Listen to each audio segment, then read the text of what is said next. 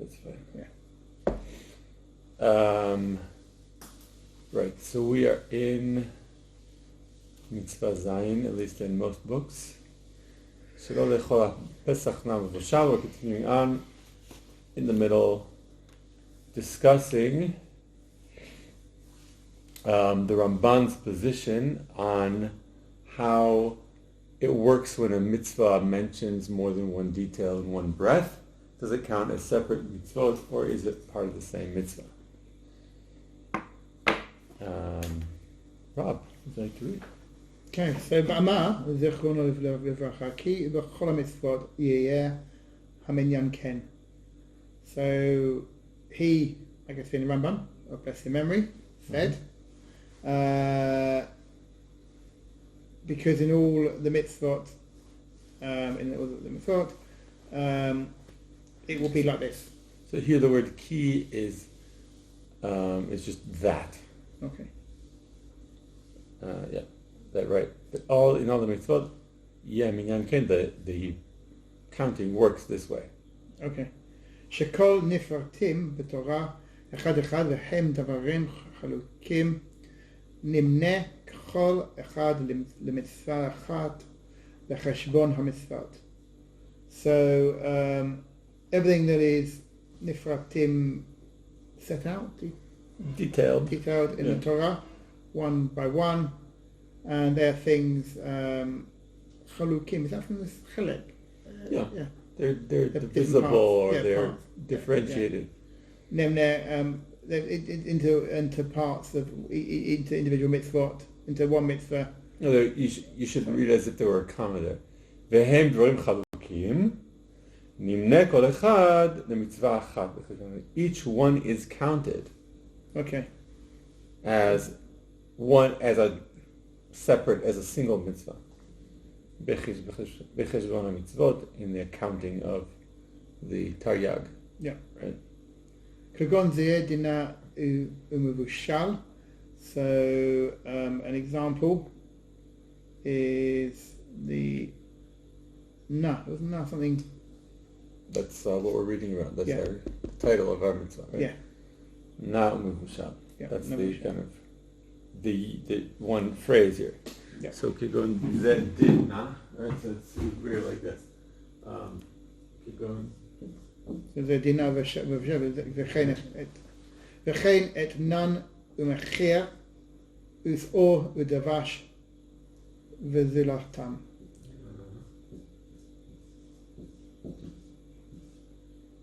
So this is. I'm not going to be able to translate what that said. I got the word honey. Okay. Etznan, is it a first person future verb? I will give them?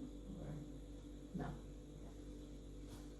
Oh, etnan is actually a noun. We're going to get into that in a second. So this just to make sure we parse this correctly. Kegon zeh de na מבושל. Right? Na מבושל here is the name of the mitzvah. As in this case of did meaning shel. Why do? Is that just Aramaic, isn't it? The dalet is Aramaic. It means shel. Yeah. Yeah. Belonging to. V'chen etnan u'mechir. Etnan u'mechir is a pasuk in Dvarim. Yeah. I can tell you where it's actually. I could tell you. It says the mitzvah taf kuf ayin aleph here. It's in Devarim. So yeah, it's in Devarim. And it says, "Etnan zona mechir kelev lo tavi beit Hashem lemecha." That there's something called etnan zona, which etnan is a noun. Basically means the thing that's bartered for. From the word latet, ten, right? Something that's given that's in lieu of services of a prostitute. That's etnan zona umechir kelev, the price of a kelev, the money that was paid to buy a dog. Those are not to be used to purchase a korban. The word kelev isn't here. We just know that then because from the. He says etnan umechir, which is just a short phrase reference to that particular right to that pasuk or that mitzvah. But according to the Ramban, it's 2 mitzvot. Etnan, Zona, ומחיר כלב. If you do both, then you've transgressed 2 mitzvot. Whereas according to the Rambam, as we'll see, it's just 1 mitzvah because it's said together in one phrase. And then similarly also... Sor Dvash is a reference to the pasuk kosher v'chol Dvash lo taktiru mizbach Hashem Elohecha, that you cannot bring any leavening agent as part of a korban. The Dvash, a sweetener, is also a leavening agent because it helps to activate yeast, natural yeast that's just found in the air or whatever. So it could also act as a leavening agent. So that in that context, it's considered to be a leavening agent. And that's he's using kind of a shortened version to refer to well-known psukim that have 2 different things strung together that are effectively 2 different examples of the same thing. And these are the kinds of things that the Ramban is going to pick up and say, oh, we count these separately. And then, of course, somewhere else, you have to take into account that you have now less mitzvot. You have to take away something somewhere else in order to still meet the target. Magic number. Right. So, Vamnan be'inyan hamakolet yesh chiluk... Malkut. So, Malkut, סליחה. Hamakut yesh hiluk bahem. So when it comes to the giving lashes, there's a difference between them. Right. So this is kind of the what's called the nafkamina, right? This is where he's trying to explain to us what is the difference between these 2 positions of how we count instances like this. Okay, so שכל הנפרטים בלאו אחד אין לוקין עליהם, אלה מלכות אחת. כגון אתנן, זונה ומחיר כלב. So, in these, and so, שכל הנפרט, in all these pratim, feels like it should be private or something, but no, is it? Nifratim. Differentiated things. Right. All of these that are not iterated, but that are specified. B'lav echad in one prohibition. Right. Ein lokin alehem eile mulkut echad. So you don't get. You can only get one set of lashes, even if you do them both. So here the Ramban is saying, according to the Ramban, even though they're separate mitzvot, you only get punished once. Since they're equivalent, they're like siblings, right? They're part of the same set. There's no hierarchy between them. It accounts as one mitzvah for punishment purposes. So Yeshu, and then again, the example of the Etnan Zona and the Mechir Kelev. That's one of the highlight of the dog. Gives the full phrase. Yeah. And also the Dvash, and that's also the leaven and the honey. Mm-hmm. Yeah. Okay. Mishpat Ger Yitom. So that's another example that he didn't bring earlier. Okay. Mishpat Ger Yatom V'Almana. That there's a specific mitzvah that's in addition to the general mitzvah of tzedek tzedek tirdof and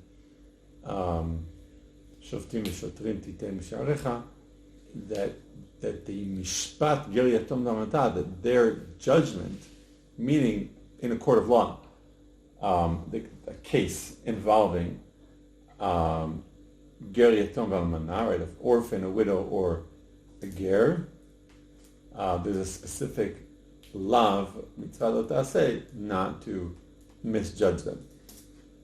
So somebody who misjudges a woman and her son, she's a widow and he's an orphan, he misjudged them both at the same time, there's only one set. Is that the fifth parsha? Is it? Kedoshim, is that Kedoshim? It talks about you don't That's where it talks about not giving favour to individuals, rich and poor, etc. Yeah, here it seems there's also divided according to this, but no, but. Anyway. So v'kayetze behen kulan, and other examples as well. Mm-hmm. And all the similar ones. Okay.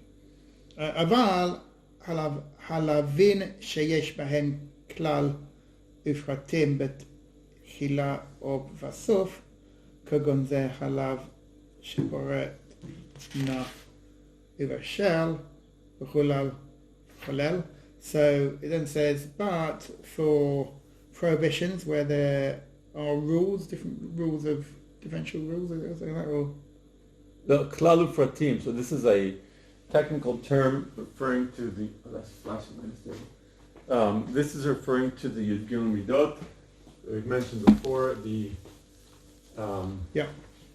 Hermeneutics. Rules interpretation. Yeah. Okay, so we have the Yud Gimel Midot.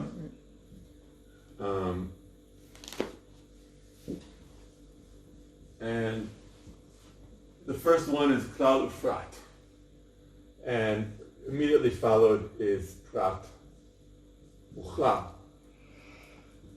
What is the difference?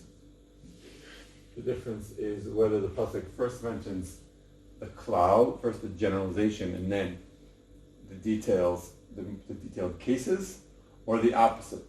In our case, is the opposite. This is the example that he's bringing. His first example is the mitzvah that we're learning about now. Na ומבושל. The first pasuk says na ומבושל. These are specifics. Okay, this is shnei pratim because they are specific. That's the application of the term prat here. It's something that is very clearly defined, and ki'im.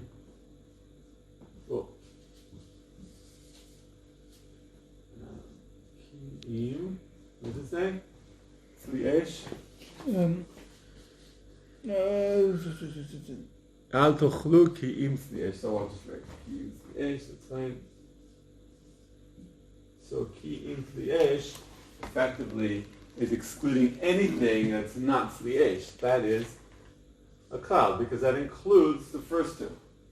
That includes na, includes mitzvot, that includes frying it, that includes broiling it, steaming it, it includes all the other methods of cooking that are not tzli esh.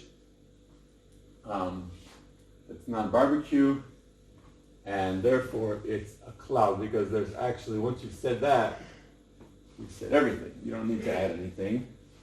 Perfectly clear. So why does the Torah do this? This is called prat uchlal.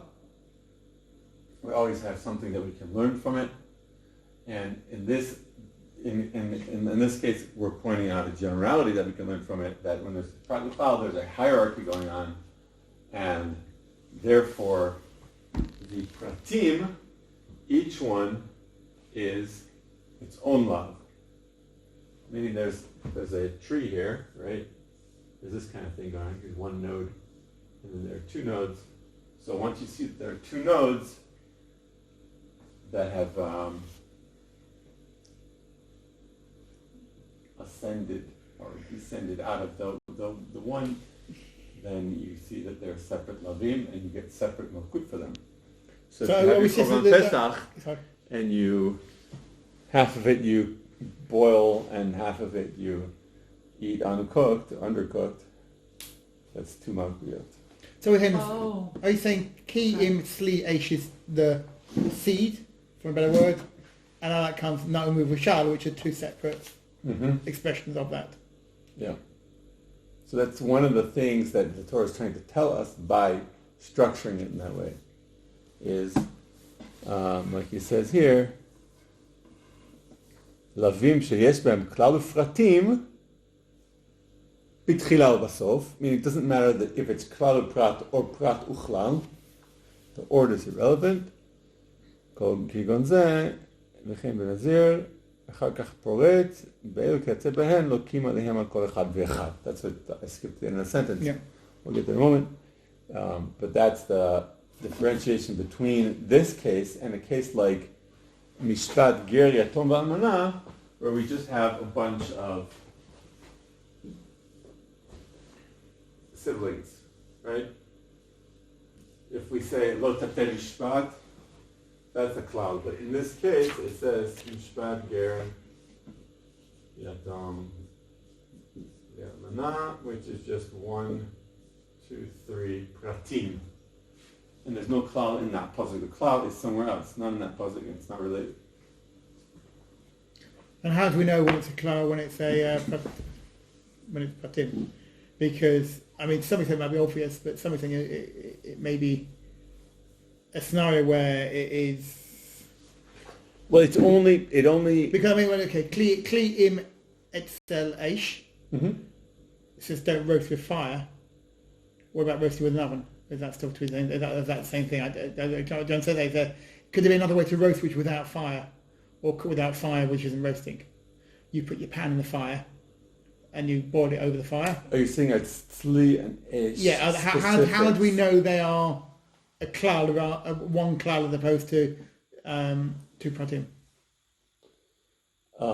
You could, yes. So it's tzli and eish could be different things. Yeah, because then the Torah would have to say not tzli and not eish, or it has to be tzli and eish, whereas it just says tzli eish. The Torah is treating tzli eish as one thing. Okay. Yeah, okay, I'm just trying to distinguish between that and then na no vushal. Okay, you're saying there because it says uvushal, and therefore by saying the vav, the and, that's what makes it clear they're two different things. Plus, you couldn't say nam vushal. That's the. Okay, yeah, but you know me. But okay, the tzli ve'esh could be. Yeah, I guess that's a better example of it. It could be one or the other. Okay. Right. Yeah. You could say tzli ve'esh, and then it would be two different Yeah, things. you can cook on a fire without roasting, and you can roast without necessarily cooking on a fire potentially in modern day anyway. Yeah. Yeah. Even then, you could have like a fire that's isolated, heats the stones, and then you put on the stones. Oh yeah, exactly. Yeah. Okay. But in general, there's no the whole concept of prat and klal only has any significance when you have both. Because if you just have a klal, then that's all the Torah told you. Torah only told you one thing. If you just have pratim, then each one actually stands on its own, because it's just a bunch of different things. Whereas if you have a prat to klal, then you can start trying to understand the If you relationship. have a bunch of pratim, do they become like all clouds? It's like a bunch of pratim is like the birds in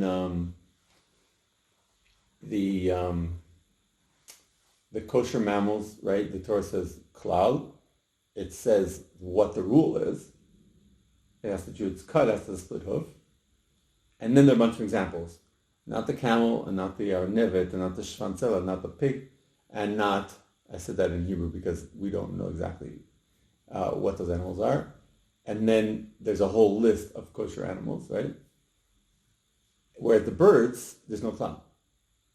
The birds is just a list of birds. These are the birds you can eat, these are the birds you can't eat. So there's no klal. And then if there's no issue. Each one is on its own.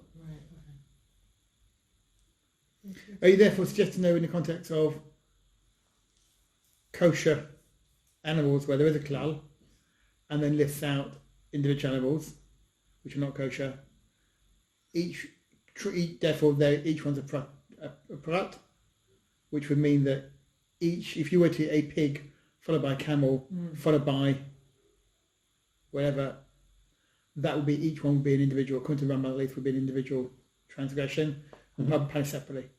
Mm-hmm. But that's true for the birds also.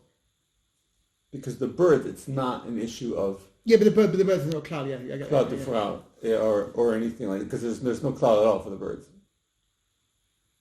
What about insects, where there is a cloud, and apart from mentioning the locust, which is the same colour as it is, so what about insects? For the insects, there's only a cloud for which ones you can eat. Correct. So that everything else you can't eat. But are they deemed to be a one? But again, if the cloud of pride is just saying, it's not. There's no mitzvah to eat them. No. It's just saying what you can. It's a lot, I say. It's not a lot, I say, because the cloud is about what you can eat. Therefore, it's also what you can't eat. But there's no prat about what you can't eat in insects. Okay. It's just a blanket statement. Don't eat insects, except for these.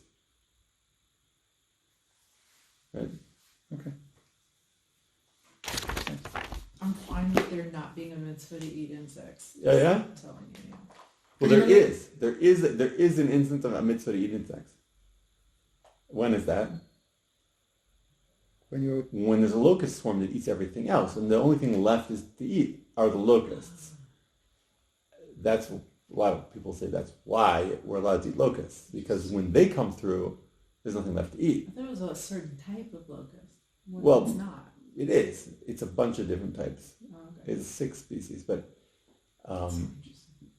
But that's right. But then you have a mitzvah to eat them, because otherwise you won't survive. Right.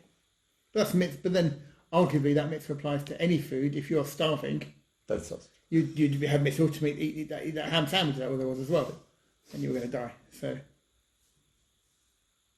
said corrected. Like those poor kids that was it Colombia who were seeking humanitarian aid after their few hours of sitting in one of the buildings, claiming food and water. It's quite shocking. The good news is it has moved to the UK now. I know Oxford University now has just had its first encampment set up. That's Again, also- interestingly, of identical tents, which someone's obviously going to bought a job lot with the funding they've got from wherever it comes from, Qatar or wherever. Oh. Yeah. Hmm. So if you look at these encampments, 90% of the tents are identical. Mm-hmm. So either every student went out coincidentally over the last 10 years and bought the same tent, or Right. maybe they were bought for the occasion. Yeah. Anyway. Yeah. Okay, so we talked about Yeshu. וכן בנזיר כולם כולל מכל אשר יעשה מגפן היין לא יאכל. So that's the last example it's giving here when he talks about the Nazarite. Nazir. The general rule is that from all that you can't drink any wine or anything made from grapes. Is it wine really? Grape products? Mm-hmm. Anything made from the grape. He can't eat. Right. So that's Don't the general eat. rule. That's the klal. וכלבך כך פורט חצנים וזג וענבים לחים ויבשים. So that then extends though פורט to, I can see the word grape, chin. I can't translate this stuff, sorry. Oh, chartanim. So Chartanim are the grape pits, Okay. or the grape nuts, if you're into that. Zag is the skin. Okay. Anavim, and that's the grape flesh. Yeah. Right, either fresh or dry. Viveshim, okay, Right, dry. raisins. Yeah, dried. Right, Okay, fine. grapes and raisins. So But- all those examples are given after we already know that anything made from grapes you can't eat. באלו וכיוצא בהן לוקין להם על כל אחד ואחד. And in this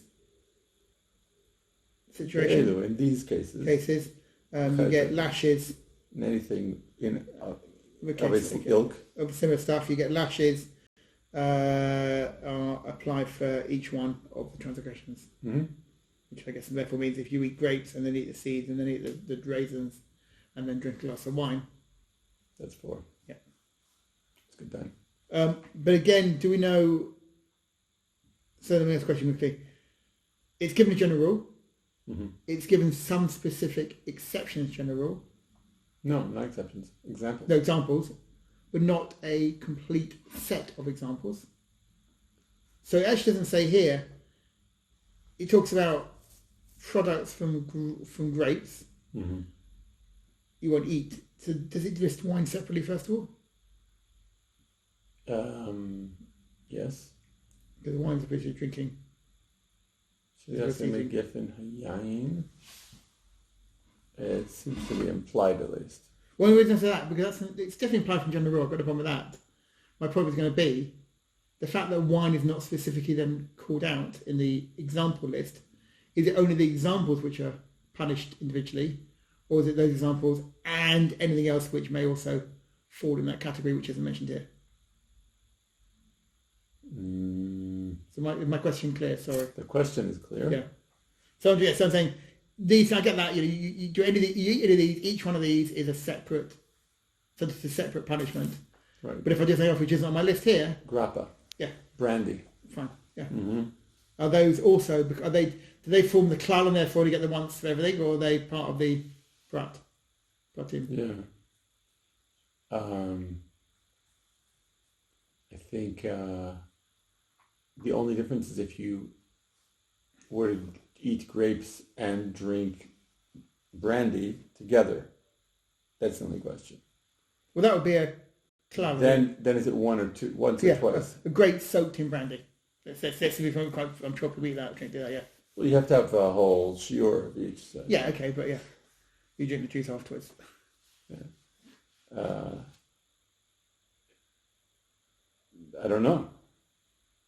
It's not clear to me from here. No, that's what I'm saying. Because we talked to him before about the animals, kosher animals, and those which are specifically identified not kosher. But again, the prat, does the prat only apply to the list given, or is the list given sufficient to indicate that everything which derives from that general rule? Yeah, I think is a pratim? The way I understand it is that it's only those that are specified in the list. Otherwise, where do you come up with an extra love? Because each set of malkut has to be associated with a love.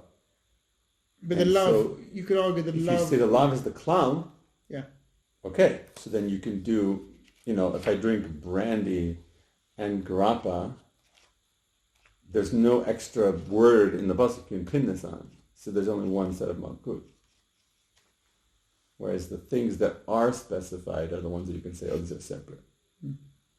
Okay. Yeah. I think that's the implication. כמו שאמרנו, like we said. והבא הרב ראיותיו על זה בעיקר התשיעי ספר המצוות שלא שאין חשבון הלווין כחשבון המלכיות. So the Rav, I guess again, Rav is, we're talking about the Ramban still. Mm-hmm. Ramban. Although if Karachi, I think he's talking back about the Rambam.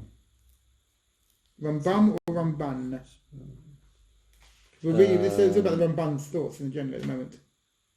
Yeah, I know. So, I don't know. It's not clear. I assume he's still in about the Ramban.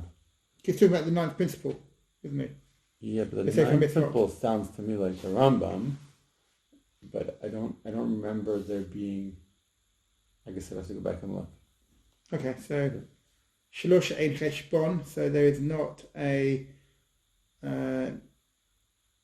number of cheshbon lavim of. No, the accounting. En cheshbon lavim ke cheshbon malkut. The accounting of when you're counting the mitzvahs. Yeah. How many mitzvahs are there is not always going to match up to how many sets of malkut you would get for transgressing those same mitzvahs. Okay. Do you want to pass on the buck to Gilad to reading? Mine's got a new paragraph here. Yeah. וזה שמעתי שהרמב"ן, זיכרונו לברכה, ימנע כל הנפרטים בשמם אחד אחד, מצווה בפני עצמה. So, and this is what I said about the Ramban, blessed memory. Yimneh. The word is yimneh. Yimneh. Mm-hmm. Yimneh, counted. Mm-hmm.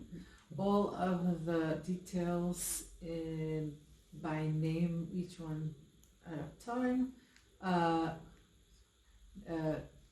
Its own mitzvah, each one of them. דווקא כשהם חלוקים בעניין כמו שכתבנו, specifically as they are differentiated in the subject, the way, in the way as we have written. Right. Kigon, so or like the what is it, oats and honey. So is leavening, is a starter dough. like yeast, דבש, אתנן ומחיר, אבל במקום שהעניין אחד אף על פי שנפרטים בשמות חלוקים לא נמנע זה כי אם מצווה אחד. But in the place that the, what did you say this was? העניין אחד, it's all one, the same idea. Okay. It's all the same idea, even if they're differentiated by names, they're parsed out by names, they're not counted like this unless, they are counted as one mitzvah. Mm-hmm. They're only counted as one mitzvah. They're only counted as one mitzvah. כגון כל הבחור אשר ילד ייוולד בבקרך ובצונך. So that's referring to another pasuk. For example, each firstborn that your cattle and sheep gave birth to, שאין זה אלא צואה. Sorry. Yeah, that's an unexpected. Yeah, that's wondering. Without the vowels and stuff. צבעה אחת, להקדיש כל בחור, because שאין זה אלא, because, wait, I can't translate that. שאין זה אלא, it's like a positive word. Right. Because there is. It's only. Because it's only. There is only. Because there is only the one tzvah.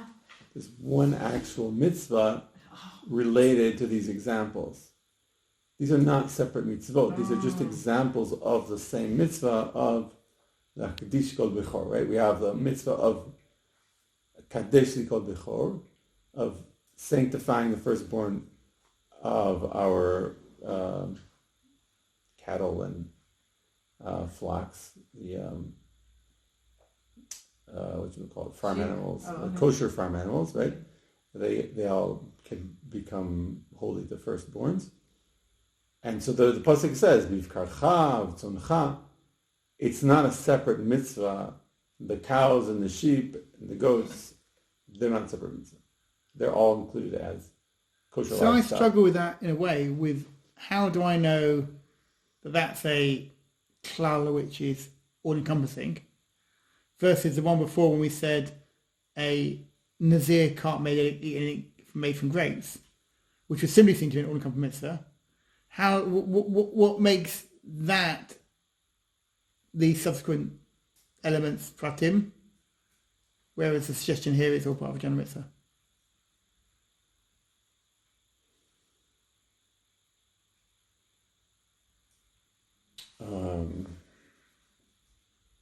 I'm not 100% sure of the exact formula. Okay. Just another question, yeah, I'm asking. Because we have to think about this a little bit more. I started to get it. So the point is, it's saying here, if it is one general rule, then what follows are just examples, just by way of example, not pratimna. They don't.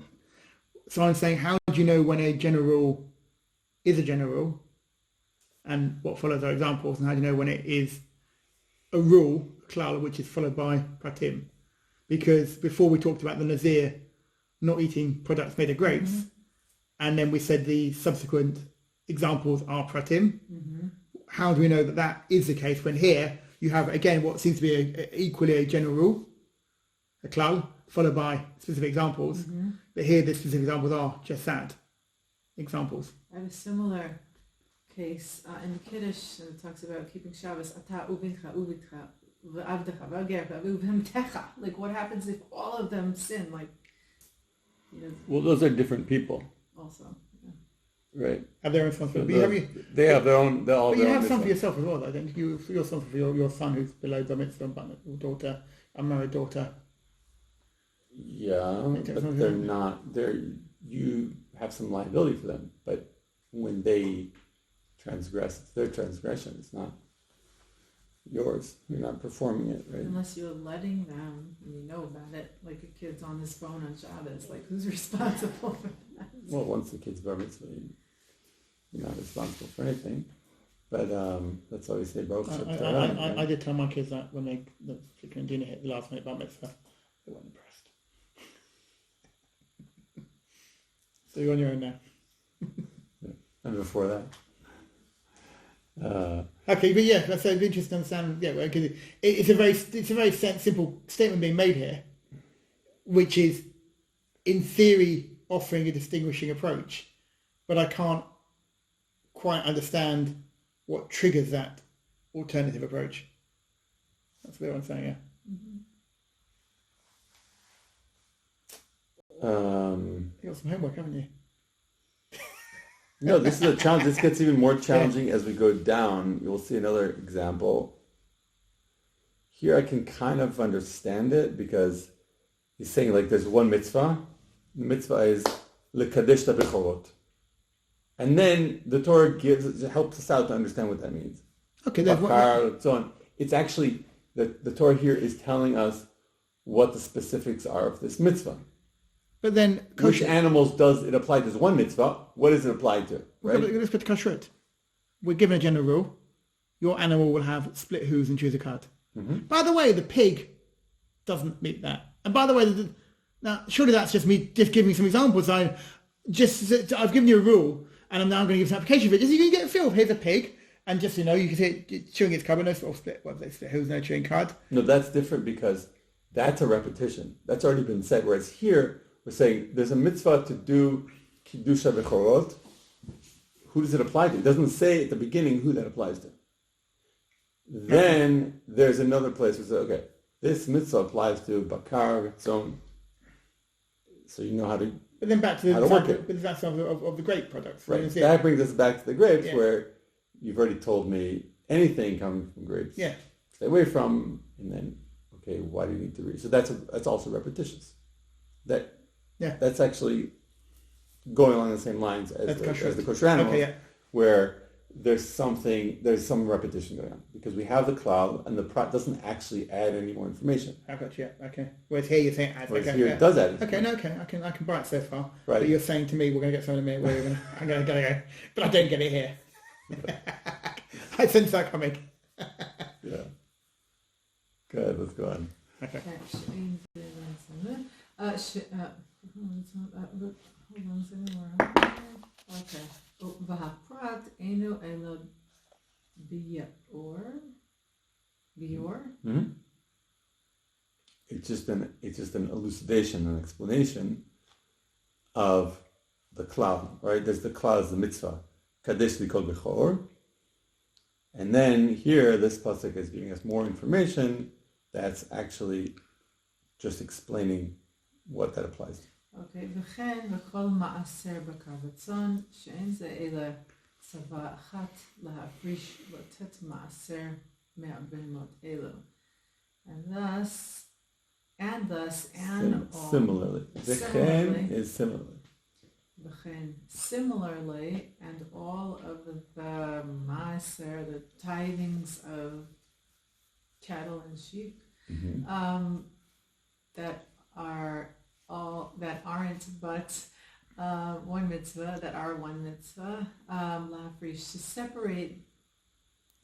separate and to give the tithing from these beasts. Okay. Right. So this is an exact parallel. What did I just say?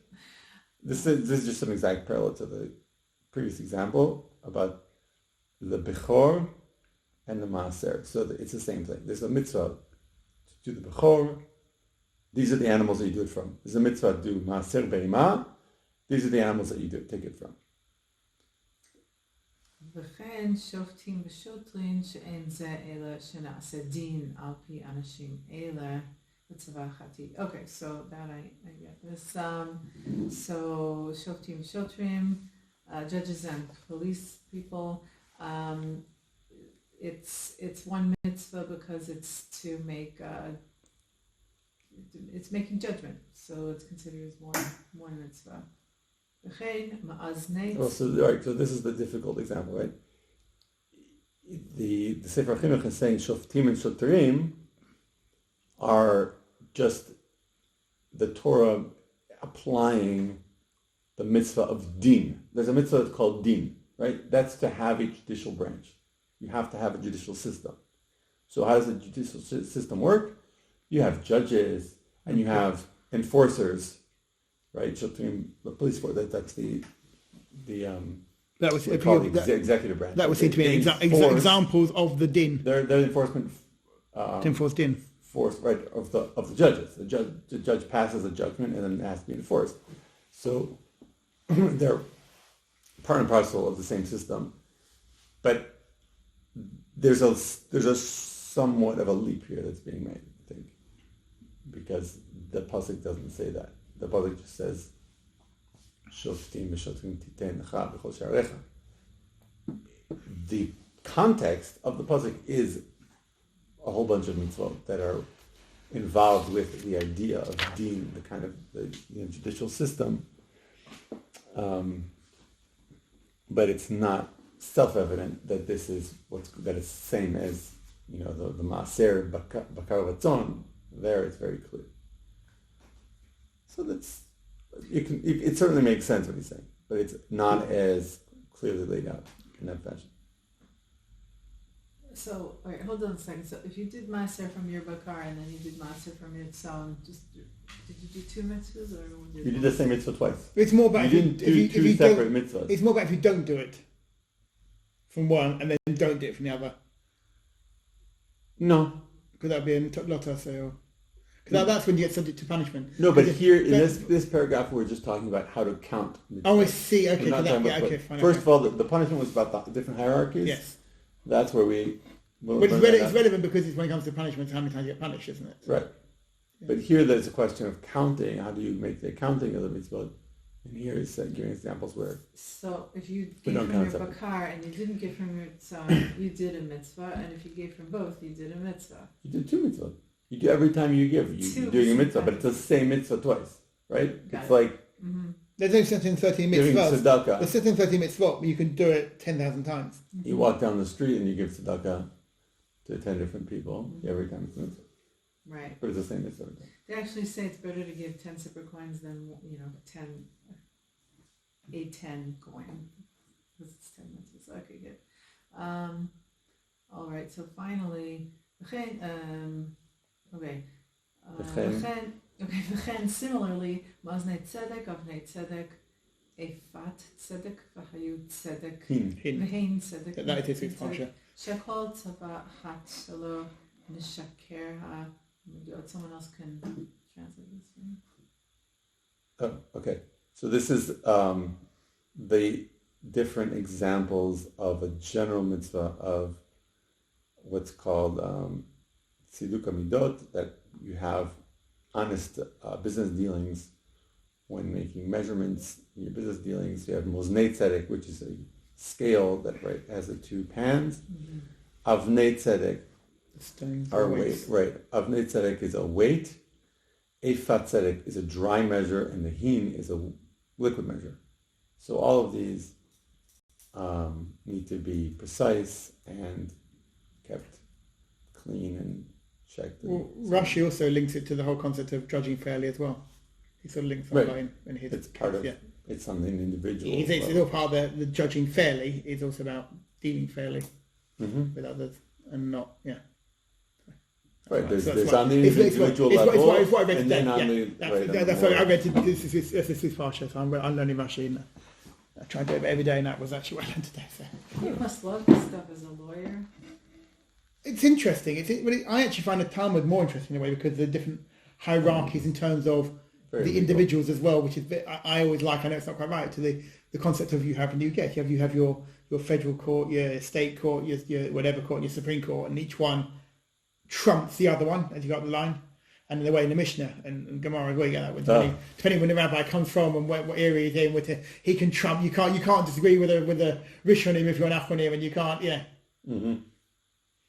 But that's less official. It's less official, but that idea I quite like that though when you start to really even this to understand what are the rules and how the rules applied and what is the nuance. I guess it is. I quite like nuances. That's the lawyer in me. And that's what it's all about, it's nuances. That's very small different language approaches or the way things work can make big differences in the way things are actually interpreted and flow through. That's the essence of learning, is the nuances, right? Mm-hmm. Yeah, it's understanding all this stuff. So are there any questions about this last paragraph or anything you learned? So this, just to be clear, this is a very long, quite a long chapter, wasn't it? Yeah. And that was all about, in general, that's what I was off now. Well, we were talking about how to how you cook the korban, how to cook it, right. yeah. But then we had this kind of a tangent about how to count the mitzvot. Yeah. And then, okay, yeah, that's fine. Yeah. So no questions, it's just I would have to hear this 2 or 3 more times to really let it sink in. Well, luckily there might be a video. There's a recording, yeah. So that's good. And also you got to live it only 2 weeks ago, a week and a half ago, we were living this. In what way? What do you mean? We were not eating. You were not to be our Pesach meal in a way which we shouldn't eat it, wasn't we? Okay. Sort of. Okay. Where are we on time? We are at 13 minutes to 10. Okay. So we could stop here. We could start the next mitzvah. Or we could learn a passage that's not related that I thought was really cool. That's related to Etnan ומחיר. Really cool, sounds I cool. really cool. I think also because those who aren't here, hoping we'll be joining more next week, it'll be easier to start with them at the beginning of a new chapter. Yeah, okay. So this is something I sent on the group. It's on my phone now, I can't read it, and I'm access it. Which group? The short group? No, on this group. So if I got it here, then I'll have it here. A passage from the Gemara in Masechet Avodah Zarah. It's a story about Yeshka. I mean, it's actually not about Yeshka, but he's mentioned. Is that? Yeah, that's the one. So this is a fascinating passage that I became familiar with in unusual circumstances, but it's just a great thing to learn and very fascinating. So the story starts. The Breita says, "Shenitpas Rabbi Eliezer the minut," that Rabbi Eliezer, who was one of the greatest chachamim, is very well respected and had very strong opinions about things. It says nitfas leminut, which some people might interpret that he was somehow drawn towards the early Christian teachings, but the pshat seems to be that he was framed, that somebody tattletaled on him that he was, even though it wasn't true. And therefore he was caught, he was arrested by the Romans because Christianity was outlawed at that point. And this seems to be well after Jesus is no longer alive. But some of his students are still around. So, כשנתפס לרבי אליעזר למינות, העלהו לגרדום, Lidon, who's brought to the gardom is usually a gallows, but it's some kind of a chamber of judgment and justice where they execute you on the spot if you're found guilty. Some kind of Roman court. James Bond den, James Bond criminal enemy den, where they have the button and they go, right. You fall into the sharks if you've done the wrong thing. Yeah, exactly. Amaro Togmon, the governor who was presiding over his case, said to him, he said, you're an old man, a wise man. Why were you getting involved with these narishkeit? This is what the Roman judge, magistrate, right, is referring to Christianity as dvarim betelim, which is in itself fun to read. Amar lo ne'eman alai hadayan.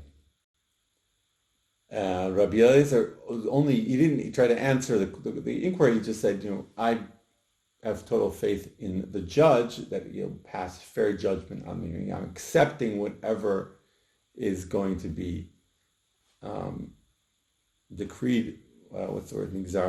When he says a dayan, is there like an underlying message, like in the middle? Well, it's not even underlying. It's said out loud. It says, "Kasavru toigamon alavu omer." The judge thought that Rabbi Eliezer was referring to him when he said the judge. Ve'ulo amar ele keneged aviv shebashamayim. Right? He is referring to Hashem, but he said it in a way the judge thought he was talking about him. He was like, "Oh, that's quite a compliment. You have so much faith in me." אמר לו, הואיל והאמנתי עליך דימוס, פטור אתה. Right? You have so much faith in me, so I'm going to be gracious to you and I'm pardoning you. כשבא לביתו, he goes home, נכנסו תלמידיו אצלו לנחמו. All of his students came, all the other chachamim came, and it says lenachamo, right? Like, yeah, there's strange kind of trouble happened to you, and you get out of it, but it was a bad situation. And v'lo kibal alav tanchumim, he didn't want to accept their words of comfort. Amar lo Rabbi Akiva, Rabbi tarsheni lomar davar echad mima shelimadtani. Rabbi Akiva said, there's something I want to say that I've learned from you. Maybe it'll help you out in this situation. And Rabbi Eliezer said, go ahead. Amar lo emor, amar lo Rabbi shema minut ba v'hina'acha ve'alav nitpasta. He says, perhaps there was some minut, some glimmering, what's the word? Some kind of morsel of Christianity that came your way, and you derived some pleasure from it. And because of that, you were then framed for this. Amar lo Akiva Yizkartani. He said, Rabbi Akiva, look, you're right. I didn't remember about this until you said it. Pa'am achat. So then he says, this happened in the past. So this could have happened years before, according to the time frame of when Rabbi Akiva was involved with learning. Probably happened a few decades earlier. In any case, he says, Pa'am achat haiti melech b'shuk alyon shel Tzipori. He was in the upper shuk in Tzipori, and who does he run into? Matzati echad mitalmidei Yeshu Nazarite. I ran into one of Yeshu's students, one of his disciples, Yaakov ish kfar Sachnaya Shmo. That was his name. Yaakov from Kfar Sachnia. Amarli katuv b'toratchem. Now this is such a strange interaction because this guy obviously is Jewish. His name is Yaakov. And he says, katuv b'toratchem. Like he already brought himself, he already considers himself not Jewish. He says, in your Torah. Lo tavi etnan zona michir kelev beit Adonai Elohecha. So he says this pasuk.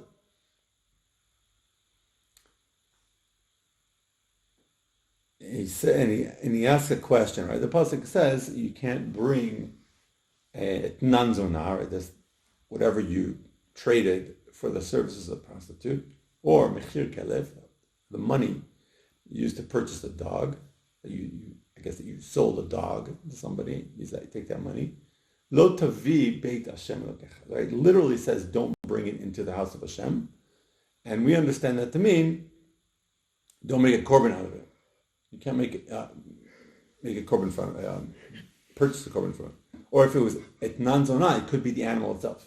Right? It could be that, like in the story of Yudah and Tamar, he sends her gedi.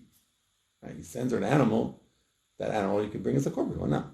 But the Torah says, no, don't do that. So this Yaakov Ish Kfar Sachni, he asked the question, it says, don't bring it into Hashem's house, but what if you use that money to make a toilet for the Kohen Gadol? Right, Kohen Gadol's got to go to the bathroom. He doesn't leave the Beis Hamikdash, except if he really needs to. While he's there, he needs to use the bathroom. Here you go. You have an application where you can use it. But the Torah says, don't bring it. But even according to the Torah's own logic, you could use it in Hashem's house. V'lo amarti lo chlum. All right, I just ignored him. This is what Rabbi Eliezer says. Amarli kachli limdani Yeshu Nazarite. So this is what Yeshu taught me about this idea. Ki metnan zona.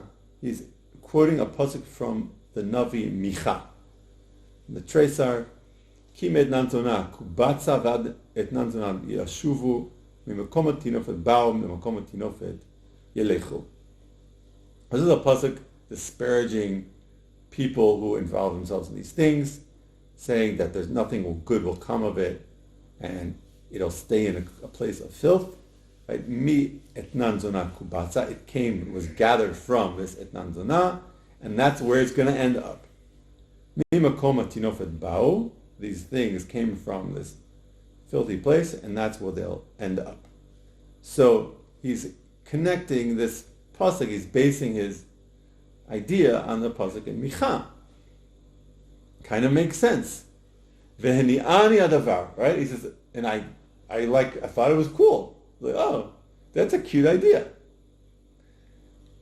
Al yedei zeh nitfasti leminut ve'avarti lema shekatuv b'Torah. Right? I was framed because of, well, why was he framed for it? Why was he punished for just hearing this teaching and saying, oh, that's like a nice word, right? It's not like he said, wow, Yeshu's a Gaon. Right? He didn't say, like, this is real Torah.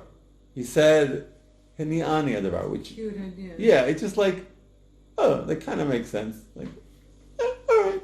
You know, it's not like he got excited about it, but he didn't protest.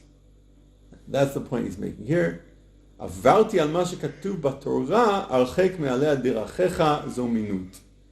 Avarti tikra vel petach beita zo arishut. So the Chachamim understood this is a pasuk from Mishlei, to push away push your path away from it. What is it referring to? Minut. You have to keep it away, keep it at arm's length, right? Not say, oh, this is kind of cute, I can cuddle up with it. You've got to push it away. And so in that case, he's saying, I didn't push it away, therefore I was punished. Mm-hmm. But it's not suggesting it's wrong. It's consistent with it using the language it's of the... very subtle way. It's Mishlei. It's not like... It's not... Mishlei, it's... Right, it's not like a explicit lav. Yeah. Right? And that's why he wasn't actually punished then. He was just a scary situation. Yeah. Because it's interesting. That's a point from it. The chief rabbi of Jonathan Sachs, when he was alive, once maybe one occasion, travelled with the Archbishop of Canterbury, who's head of the Church of England, and the Archbishop of Canterbury was a fluent Hebrew and Aramaic reader, and they'd sit on a train and learn Gemara together. So would that be all in that though, because he's learning from the Archbishop of Canterbury his thoughts about what the Gemara is saying? I don't know how they were fitting here, but yeah, they would sit and learn. Yeah. Huh. In that case, it was probably the other way around. Maybe not. Maybe the African country, oh, well, how about you read it this way? And you go, oh, I quite like that. I hadn't thought of that before. I'd always read it the other way, Yeah. So you might get that. Well, the interesting thing about this passage is originally the original context I was exposed to this. I wasn't familiar with this. On YouTube, I ran into some video that I felt like was out of curiosity, I had to figure out what it was about. It was an Israeli guy who converted to Christianity. He became a Christian scholar.